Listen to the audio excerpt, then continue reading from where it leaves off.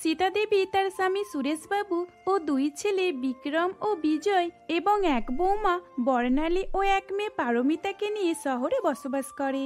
বিক্রম ও বিজয় দুই ভাই ফ্যাক্টরিতে কাজ করে আর সেখান থেকে যা টাকা উপার্জন করে তাই দিয়েই সংসার চালায়। বাড়িতে কোনো কিছুরই অভাব ছিল না। বড় বৌমা বর্ণালী সবার সেবা যত্ন করত।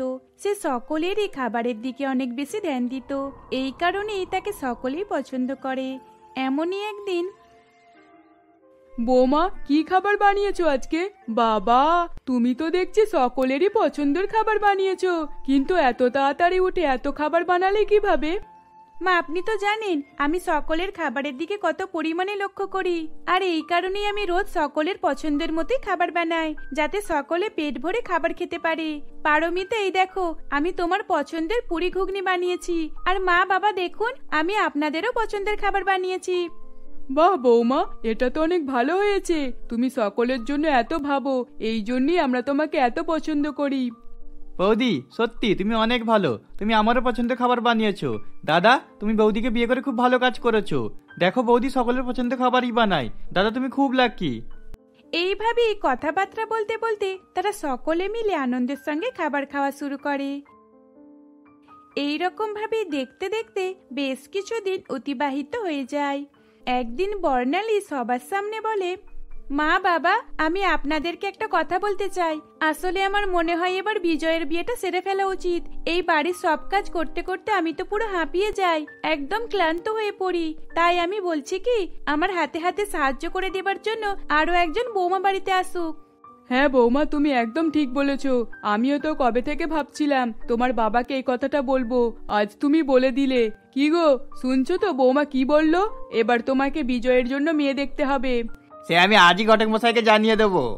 এইসব কথা শুনে বিজয় অনেকটা ঘাবড়ে যায়, আর তারপর বিজয় সকলের সামনে বলে, মা বাবা, বৌদি, আমি কিছু বলতে চাই। দেখো, দয়া করে আমার জন্য কোনো মেয়ে দেখবে না। আমি একটি মেয়েকে পছন্দ করি, আর সেও আমাকে অনেক পছন্দ করে। আমরা দুইজন দুজনকে বিয়ে করতে চাই।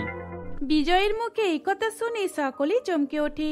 তখন বর্ণালী খুশি হয়ে বলে, মা, তাহলে তো খুব ভালো কথা। বাবা, দেখলেন তো, আপনাকে আর খুঁজতেই হলো না। বিজয় নাম কি গো? ওর নাম হলো পূজা। পূজার কথা শুনে সবাই মিলে রাজি হয়ে যায়। তারপর তারা সকলে মিলে পূজাদের বাড়িতে যায়, আর সেখানে তারা দুই পক্ষ কথা বলে একটা বিয়ের দিন ঠিক করে ফেলে। এই রকম ভাবে দেখতে দেখতে বেশ কিছু মাস কেটে যায়। এদিকে বিয়ের তারিখও চলে আসে। বিজয় বিয়ে করে নতুন বৌমাকে বাড়িতে নিয়ে আসে। তারপর পূজাকে বরণ করে বাড়ির ভিতরে আসতে বলে। বাবারে বাবা, নতুন বৌদিকে দেখে যে মনে হচ্ছে বৌদি কোনো কাজেরই নয়। আচ্ছা বৌদি, তুমি রান্না করতে পারো তো?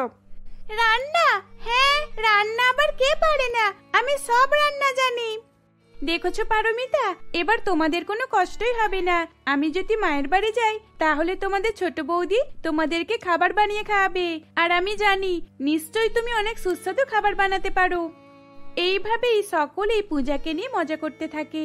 তখন হঠাৎ করে সীতা দেবী বলে, দেখো বৌমা, তুমি যদি কিছু না পারো তাহলে বড় বৌমার থেকে শিখে নিও, কারণ আমাদের বড় বৌমা সবকিছু রান্না বান্না করতে পারে, আর রোজের রোজ আমাদেরকেও অনেক ভালো ভালো সুস্বাদু রান্না করে খাওয়ায়।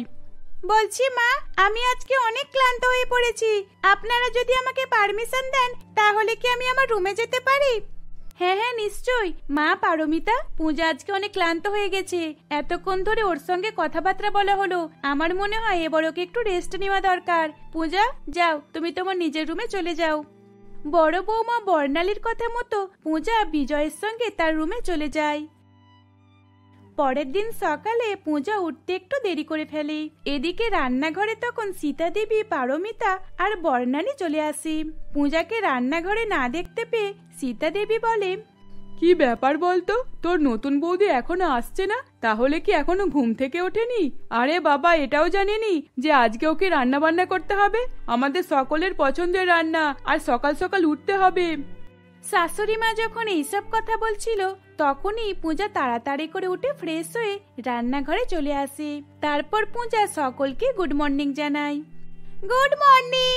বলছি, তোমরা এভাবে রান্নাঘরে দাঁড়িয়ে রয়েছো কেন? ও, তাহলে কি সব নাস্তা বানানো হয়ে গেছে? যাক, তাহলে তো ভালোই হয়েছে। বৌদি কি বলছোটা কি? আজকে তো সব নাস্তা তোমাকে বানাতে হবে, তুমি কি জানো না? আর তুমি এত দেরি করে ঘুম থেকে উঠলে যে? আমরা তো সকলে নাস্তা করার জন্য দাঁড়িয়ে রয়েছি, তুমি এটাও ভুলে গেছো? আজকে তোমার প্রথম রান্না করার পালা। আজকে আমাকে রান্না করতে হবে, কিন্তু আমি কি রান্না করব? কি আবার রান্না করবে? বড় বৌদি আমাদের জন্য রোজের রোজ একদম গরম গরম খাবার বানিয়ে দিত, আর সকলের পছন্দ মতোই। তাই আজ তোমাকেও বড় বৌদির জায়গাটাই নিতে হবে। আজ তোমাকে বড় বৌদির মতো সুস্বাদু গরম গরম খাবার বানাতে হবে। এই রে, এবার মনে হয় আমি ফেঁসে গেলাম। আমি তো রান্না বান্না কিছুই করা জানি না। তাহলে এখন আমি কি করব? যদি মিথ্যে কথা বলি তাহলে আজ আর আমার রক্ষে নেই, আর যদি সত্যি কথাটা বলি তাহলে আমাকে রান্না করে দেখাতে হবে। ঠিক আছে, আমি তোমাদের পছন্দের মতোই সব খাবার বানিয়ে ফেলবো। পূজার এই কথা শুনে সকলেই রান্নাঘর থেকে চলে যায় এবং তারা খাবার টেবিলে অপেক্ষা করতে থাকে। এদিকে পূজা কি খাবার বানাবে না বানাবে সেটা নিয়ে ভাবনা চিন্তায় পড়ে যায়। তখন সে এদিক ওদিক দেখতে থাকে। তারপর সে ফ্রিজটা খুলে দেখে, এই তো এখানে কি রয়েছে। ও, আমার মনে হচ্ছে এগুলো বিয়ে বাড়িতে বেঁচে গিয়েছিল। যাই, এখন এগুলোকে গরম করে দিতে হবে। এই বাসি খাবার দেওয়া ছাড়া আমার কাছে আর কোনো উপায় নেই। ঝটপট গরম করে ফেলি। এই বলে পূজা ফ্রিজ থেকে পুরি ঘুগনি বার করে সেগুলোকে গরম করে। সীতা দেবী সেগুলোকে বুঝতে পেরে যায়। বৌমা, এই খাবারগুলো তো বিয়ে বাড়িতে বেঁচে গিয়েছিল, আর তুমি এই বাসি খাবারগুলোকে আমাদেরকে খেতে দিচ্ছ? তোমাকে তো বলা হলো যে গরম গরম টাটকা ফ্রেশ রান্না করবে। তুমি এই বাসি খাবারগুলো আমাদের কিভাবে খেতে দিতে পারো? মা, আসলে কি বলুন তো, আমি ভাবলাম এগুলো তো এই কদিন হলো বাসি হয়েছে, এখনো তো পুরোপুরি খারাপ হয়নি। আর তাছাড়া আপনি একবার ভেবে দেখুন, এই খাবারগুলো আমরা যদি ফেলে দিই তাহলে আমাদের কত ক্ষতি হয়ে যাবে। কারণ এই বাসি খাবারের জন্যই গরিব মানুষরা কত কষ্ট করে। এগুলো আমাদের বোঝা দরকার। পূজার এইরকম মায়াবী কথাটি শ্বশুর বাড়ির সকলই আর কিছু না বলে চুপচাপ হয়ে খাবার খেয়ে নেয়। বাসি খাবার খেতে খেতে পারমিতা বলে, ভেবেছিলাম নতুন বৌদির হাতে গরম গরম সুস্বাদু খাবার খাবো, কিন্তু এখন যে দেখছি নতুন বৌদি আমাদেরকে বাসি খাবার খাওয়াচ্ছে। এইরকম বাসি খাবার খাওয়ার থেকে তো না খাওয়াই ভালো। পারমিতা, একটা দিন চুপচাপ করে খেয়ে নাও, না হলে তোমার নতুন বৌদি অনেক খারাপ ভাববে। আর তাছাড়া দেখো না, তোমার নতুন বৌদি কোনো ভুল কথা বলেনি, সে ঠিক কথাই বলেছে। আজকে খাবারটা শেষ হয়ে গেলে কালকে তোমার নতুন বৌদি তোমাদের সকলের জন্য সুস্বাদু খাবার বানাবে, তখন তোমরা মজা করে খাবে। বর্ণালীর কথাতে তারা সকলেই চুপচাপ খেয়ে উঠে চলে যায়। এই রকম ভাবে পূজা যখনই রান্না করত তখনই অনেক করে একই রান্না করে নিত, আর সেই রান্নাটাকে ফ্রিজে রেখে দিত। দেখতে দেখতে প্রায় 1 মাস কেটে যায়। 1 মাসের মধ্যে পূজার কোনো খাবারই তাদেরকে খাওয়ায়নি। পূজা রোজ রোজ তাদেরকে একটাই খাবার খাওয়াতো, আর সেটা হলো ডালে চালে খিচুড়ি। রোজ রোজ খিচুড়ি খেয়ে খেয়ে তাদের আর ভালো লাগতো না। এমনই একদিন পারমিতা বলে, আচ্ছা বৌদি, তুমি সত্যি সত্যি বলো তো, তুমি কি খাবার বানাতে পারো না? রোজ রোজ এই বাসি খিচুড়ি আমার আর খেতে ভালো লাগে না। তুমি বেশি বেশি কেন খাবার বানাও? যতটুকু খাবার লাগবে ততটুকুই বানাবে। পারমিতার এইরকম কথাতেই পূজা চুপ করে যায়। পূজা 1 মাস ধরে রান্না করে ফ্রিজে রেখে দিয়েছিল।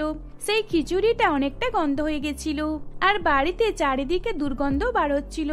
এটা সকলেরই নাকে যায়। তখন সীতা দেবী বলে, এ মা, এইরকম একটা গন্ধ, এরকম দুর্গন্ধ কোথায় থেকে আসছে? এই পারমিতা, কি রে, দরজাটা খোল। আমার তো মনে হচ্ছে তোর রুম থেকে এরকম একটা দুর্গন্ধ আসছে। মা, আমার রুম থেকে নয়, আমিও তো দুর্গন্ধটা পাচ্ছি। আমিও তো ভেবে পাচ্ছি না কোথায় থেকে এই বাজে দুর্গন্ধটা আসছে। তুই কি আবারও সেই ছোটবেলার অভ্যেস ধরে নিলি নাকি? তুই পটি করে রুমের মধ্যেই রেখে দিতিস, আর এখনো কি সেটাই করলি? দেখ, আমি তোকে ভালোই ভালোই বলছি, যদি পটি করে থাকিস তাহলে বল। মা, তোমার কি মাথা খারাপ হয়ে গেছে? আমি এখন বড় হয়ে গেছি, আর এখন কেন পটি করতে যাব? আর তাছাড়া আমি তো বাথরুমে গিয়ে পটি করি, তুমি তো সেটা খুব ভালো করেই জানো। তাহলে তুমি এখন আমাকে এরকম করে কেন বলছো?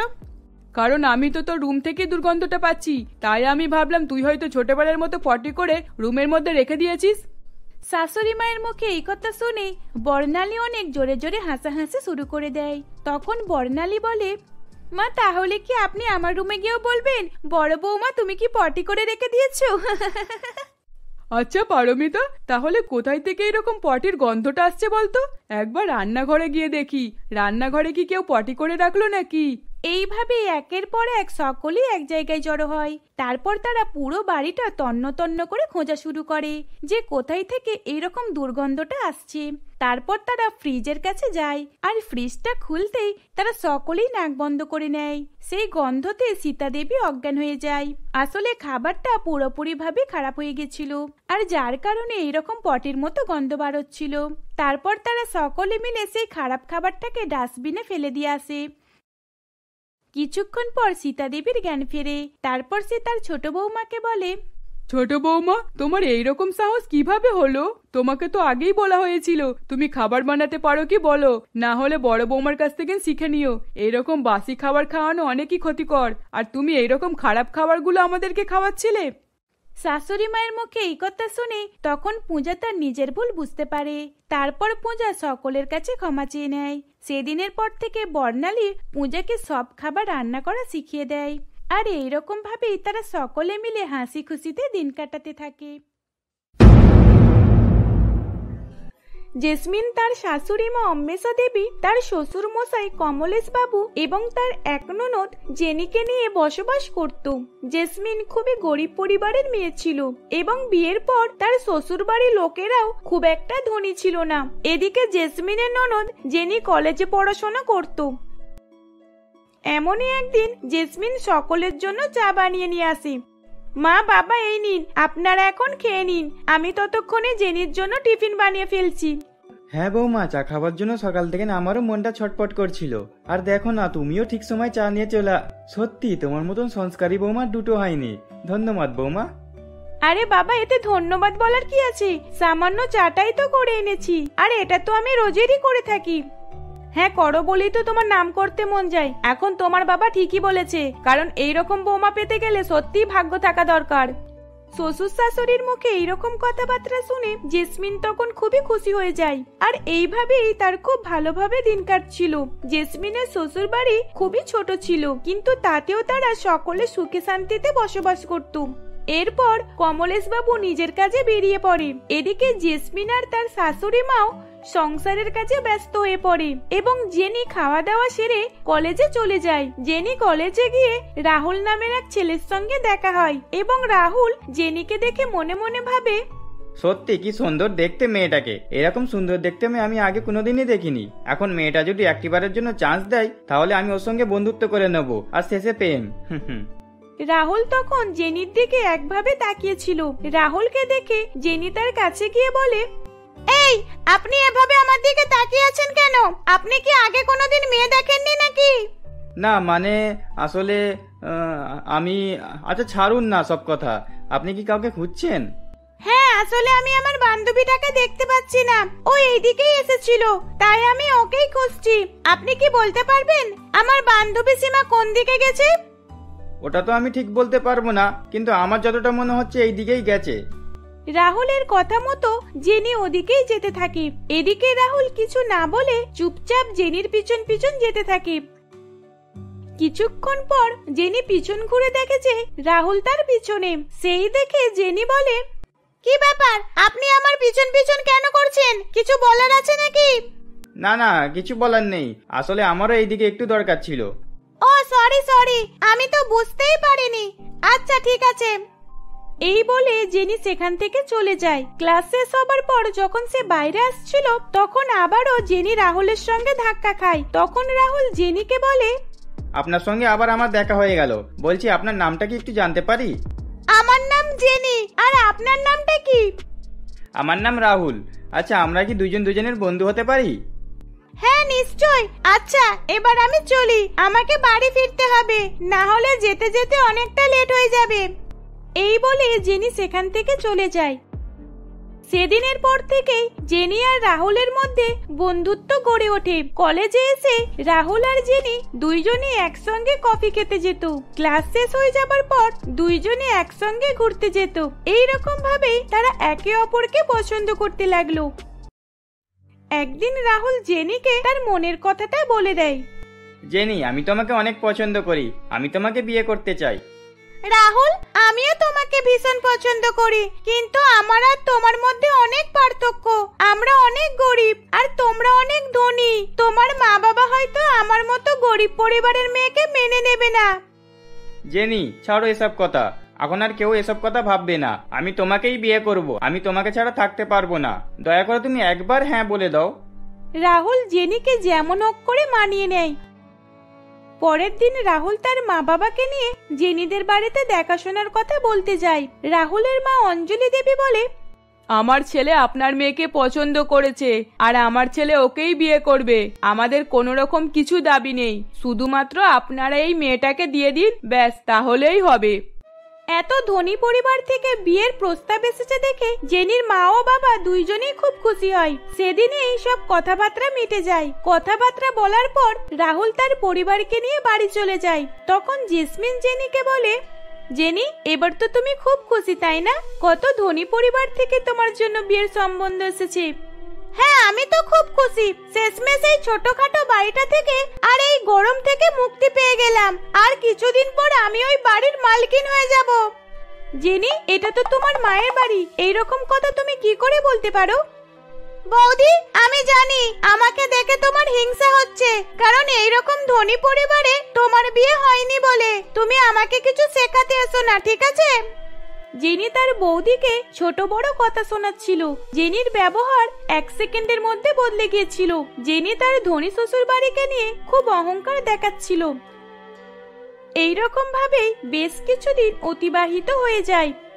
দেখতে দেখতে জেনি আর রাহুলের বিয়ে হয়ে যায়। জেনি তার শ্বশুর বাড়িতে খুব খুশি ছিল। সে সবকিছু সুযোগ সুবিধা পাচ্ছিল। তখনই রাহুল তার কাছে এসে বলে, জেনি, তাড়াতাড়ি রেডি হয়ে নাও। তুমি তোমার বাড়িতে যাবে না নাকি? একটা নিয়ম তো বাকি রয়ে গেল, সেটা তো পূরণ করতে হবে, তাই তো? বাপরে বাপ, আমি আর ওইখানে যেতে পারবো না। জেনি, তুমি একই রকমের ধরনের কথা বলছো ছোটবেলা থেকেই। ওনারা তোমাকে বড় করে তুলেছে, আর তুমি ওনাদেরকে নিয়ে এইভাবে কথা বলছো? ওনারা শুধু আমাকে বড় করেছে, ব্যাস, আর কিছু করেনি। তাই আমি আর ওই বাড়িতে যেতে চাই না। জেনি যখন রাহুলকে এইসব কথা বলছিল, তখন সেখানে তার শাশুড়ি মা অঞ্জলি দেবী এসে বলে, বৌমা, তুমি এখনো রেডি হওনি? তাড়াতাড়ি রেডি হয়ে নাও, ওইখানে গিয়ে আমাদেরকে অনেক নিয়ম কানুন পালন করতে হবে। জেনির শাশুড়ি মা জেনিকে অর্ডার দিয়ে সেখান থেকে চলে যায়। জেনি তার মায়ের বাড়িতে যাবার জন্য একদমই রাজি ছিল না, কিন্তু সে তার শাশুড়ি মায়ের মুখের উপরে কোনো কথাও বলতে পারছিল না। তাই না চেয়েও তাকে তার মায়ের বাড়িতে যেতে হয়। জেনি একটা বড় গাড়ি এবং অনেক গয়না পরে তার মায়ের বাড়িতে যায়। তারা সকলে বাড়ির ভিতরে ঢোকে। বাড়ির ভিতরে ঢুকে জেনি বলে, তোমরা আমার শ্বশুর বাড়ির লোকেদের জন্য চেয়ারটাও আনতে পারলে না, এইরকম ভাবে মেঝেতে বসতে দিচ্ছ। নিজের মেয়ের মুখে এইরকম কথা শুনে অম্বিকা দেবী এবং কমলেশ বাবু একটু অবাক হয়। সবাই বসে পড়ার পর জেসমিন সবাইকে জল এনে দেয়। সবাই যখন জল খাচ্ছিল, তখন জেনি বলে, এত গরম জল, আমার শ্বশুর বাড়ির লোকেদের জন্য একটু ঠান্ডা জলেরও ব্যবস্থা করোনি? এত গরম পড়েছে, আবার তার উপরে তুমি গরম জল খাওয়াচ্ছ? জেনি, কোনো ব্যাপার নয়। আর তাছাড়া বেশি ঠান্ডা জল খেও না, শরীরেরই ক্ষতি হবে, বুঝেছো? কিছুক্ষণ পর খাবার সময় জেসমিন সকলকে খাবার বেড়ে দেয়। সকলে খাবার খাওয়া শুরু করে, কিন্তু জেনি একটুও খাবার মুখে দেয়নি। সেই দেখে জেনির বৌদি জেসমিন জিজ্ঞাসা করে, কি ব্যাপার জেনি, তুমি খাবার খাচ্ছ না কেন? খাবার পছন্দ হয়নি নাকি? কি হয়েছে বলো? বৌদি, তুমি বেশি কথা বলো না। তোমরা তো সকলে জানো আজকে আমার শ্বশুর বাড়ির লোকেরা সব আসবে। এত গরমের মধ্যেও তোমরা একটা পাখার ব্যবস্থা করতে পারোনি নাকি? এত গরমের মধ্যে খাবার কি করে খাবো? আমার শ্বশুর বাড়ির লোকেদের এত গরমের মধ্যে খাবার খেতে কষ্ট হচ্ছে।